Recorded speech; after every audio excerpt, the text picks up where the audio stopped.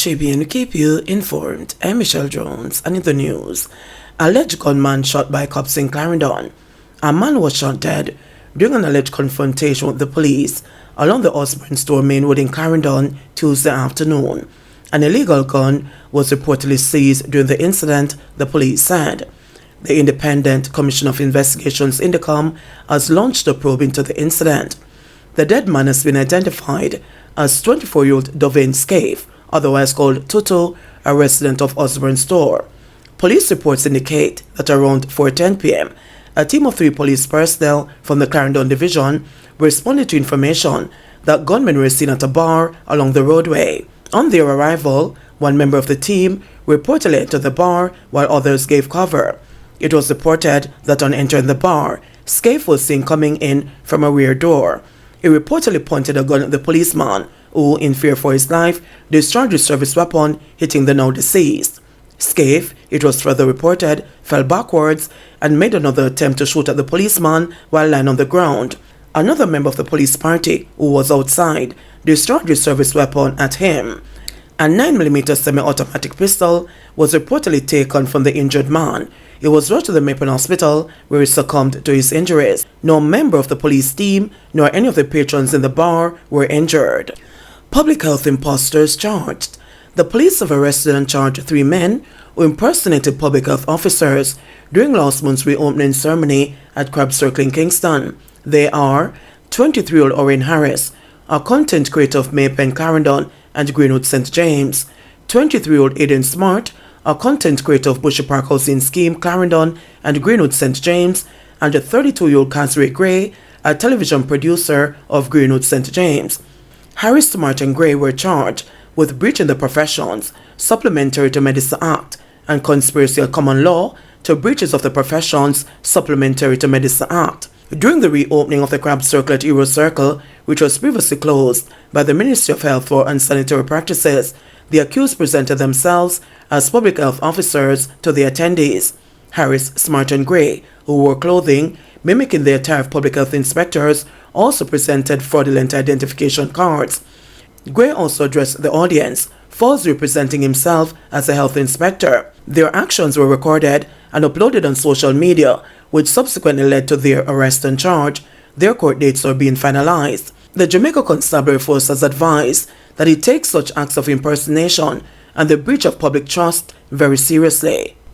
St. Catherine Police is a wanted person alert in connection with recent murder. The St. Catherine Police Division has issued a wanted person notice for 34-year-old Peter Dallon Davis, known by the aliases Devils and Devilman. Davis, who is currently unemployed and with last known addresses in the Penn District of Riversdale and West Prospect, Bogwalk in St. Catherine, is being sought in connection with a recent murder in the parish. Reports are that the incident occurred in the early hours of Sunday, December 17, around 7:35 a.m. in the Penn District. It is alleged that Davis went to the home of Kemisha Barrett, a 40-year-old caregiver and mother of his children. In a tragic turn of events, Davis is accused of fatally shooting Richard Swaby, also known as Richie or Billy, a 30-year-old carpenter and the current partner of Barrett. Following the shooting, Davis reportedly fled the scene on foot. The police are urging the public to be on the lookout for Peter Dallon Davis and to report any sightings or information immediately. Davis is considered to be dangerous, and the public is advised against approaching him. Instead, they are requested to contact police emergency at 119, Crime Stop at 311, the NIB tip line at 811, or the nearest police station. Kingston woman charged for allegedly stabbing brother in the neck.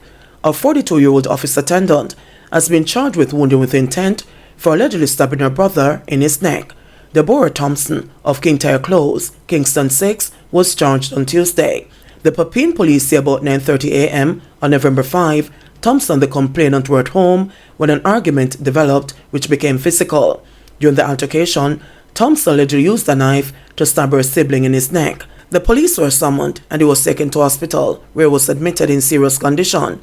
Thompson later turned herself in to the police. Man killed after reportedly jumping in front of vehicle along highway. The St. Catherine South Traffic Department is seeking to ascertain the identity of a man who died along the PJ Patterson Highway on Tuesday night. It is reported that the man was hit by a Toyota Probox motor car after it jumped into the path of a vehicle about 10:30 p.m. The impact also caused extensive damage to the vehicle. The man was taken to hospital where he was pronounced dead. U.S. tourists held up and robbed in Portland. 2 tourists visiting from the United States were held up and robbed by men armed with knives in Folly Ruins in Portland on Monday. The male and the female were robbed of cash and other personal items, according to reports. One of the victims is a commercial fisherman and the other is a student. Both are 25 and are from Alaska. Police reports indicated that the tourists, who were vacationing in Portland, went to Winifred Beach in Ferry Hill in the parish, and it started raining heavily, so they decided to leave. Both boarded a white car, which appeared to be operating as a taxi destined for Port Antonio. The driver took them to Folly Ruins, where they were approached by 3 masked men armed with knives. The men robbed them of Jamaican and US dollars, cell phones, debit and credit cards. The robbers fled, and the tourists were later helped to a police station where they made a report. Locovia High mourns sudden death of Bible teacher. The Locovia High School in St. Elizabeth has been plunged into mourning following the sudden death of its librarian and the social studies teacher, Alexis Tomlinson. Tomlinson, 40, is suspected to have died in her sleep on Wednesday morning at her Belmont, Westmoreland home. Reports are that about 7 a.m., Tomlinson's mother attempted to wake her, but she was unresponsive. She was rushed to the Savamar Public General Hospital, where she was pronounced dead. Acting principal of the Locovia High School, Andrew Morris, said that Tomlinson was a very industrious teacher. Miss Tomlinson was a very hard worker at the school. She was very bubbly. She was vibrant. She was someone who brought life to the school and the department, and she will be missed by all of us, Morris said. Morris offered condolences to the educator's family. On behalf of the Locovia High School Board of Governance, the staff, both past and present, students past and present, I would like to say condolences to Miss Alexis' family and friends on her passing, Morris said.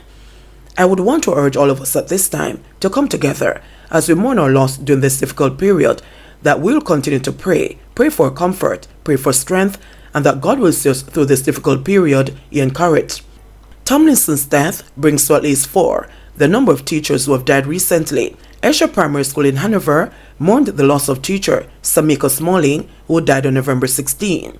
Teacher Patrick Rowe, principal of the St. Elizabeth-based Followswood Primary School, died on September 13, days after she had an accident at school. Meanwhile, grade 2 teacher at Savamar Primary, Daniel Blake, died tragically in a car accident on the Fonthill Main Road on September 22. Police constable accused of murdering girlfriend freed. Police constable in Val-Aird, who was convicted in July 2017 for the murder of his 17-year-old girlfriend, Shawna K. Clark, was today freed by the Court of Appeal. The coroner alleged at the trial that Clark was shot in the chest and abdomen from point-blank range after she and Aird were seen sitting in Aird's car. The incident took place in Savamar, Westmoreland, on the night of April 11, 2010. Aird denied killing Clark and reported that someone else had done the shooting, but he was convicted by a jury in the Westmoreland Circuit Court. He was sentenced to life imprisonment and ordered to serve 20 years imprisonment before he could be eligible for parole. A man was arrested and charged with Clark's murder, but the case against him was discontinued after the Director of Public Prosecutions ruled that Aird should be charged. Aird, who was formally attached to the Westmoreland Criminal Investigations Branch, filed several grounds of appeal challenging his conviction. Attorney at law Melrose Reid argued today that the conviction was unreasonable based on the evidence. The court upheld Reid's legal arguments and freed Aird. Ginger Hill and 5 Spen Health Centers closing for renovations. 2 health centers in St. Elizabeth are to be temporarily closed to facilitate renovation and expansion works. The Southern Regional Health Authority says the Ginger Hill and 5 Spen Health Centers will be closed for 4 months. The services at both health centers will be relocated on January 8, 2024. The authority says residents who normally access services at the Ginger Hill Health Center can go to the Ginger Hill City Missionary Church, less than 5 minutes walk from the health center. People usually go to the 5 Spen Health Center should go to the Black River Health Center for services. Residents can also go to other nearby health centers for services.